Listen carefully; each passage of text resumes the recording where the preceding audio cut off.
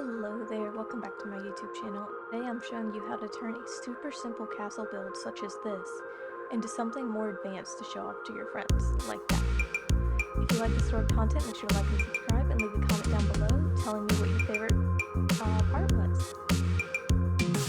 Alright, and now you can see the first step I'm doing is just adding in some texturing.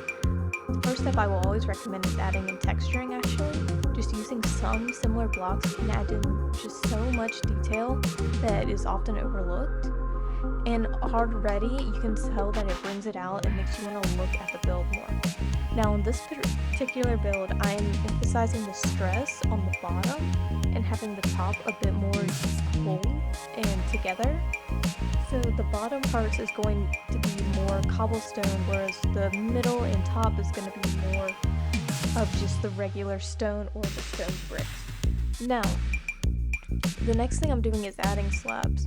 Slabs are super easy and super just versatile no matter what you are doing in order to just add in that little extra detail that makes you look a bit longer. And then I'm also adding in some archway type thing just to make the whole build feel as if though it flows together, which is another thing a lot of builds actually miss. Okay. Now the next step is to make sure you texture all the blocks. You don't just want to texture the whole block, you want to make sure you're texturing the slabs and the stairs as well, because it just makes everything look cohesive. And you also want to make sure when you're adding in these textured blocks that they kind of go near or around each other and they aren't just splattered randomly. They need to look as if though they're forming from each other. Now the next thing I'm doing is adding in those slabs once again just to add in that little extra detail on top. Another thing you can do is actually add in stairs, and it gives a nice little sculptured look to where it looks like it comes back in and comes back out, but that's more for a gothic or dark build, and this one is more light and kind of fun looking. Alright, and the next step is to add in some asymmetrical symmetry, and to make it look more realistic you want to add in shutters around the building, because almost all old or ancient buildings have shutters to keep out that wind and rain in the environment. Now, here I was playing around with using some signs. I didn't really like how it looked, which is another thing. You need to be able to play with it. For example, here I wanted this build to look more abandoned castle-like, because that's kind of the vibe I usually build in. And so I added in vines growing around and just adding in on both sides. And then coming back in later, I actually add in vines to just make it look as if though it's coming down and it's truly an overgrown castle.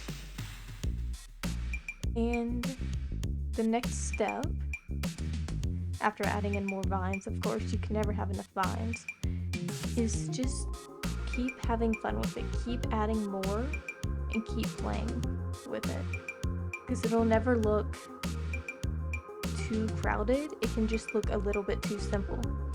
And there's another thing I did want to mention. Your terrain does matter.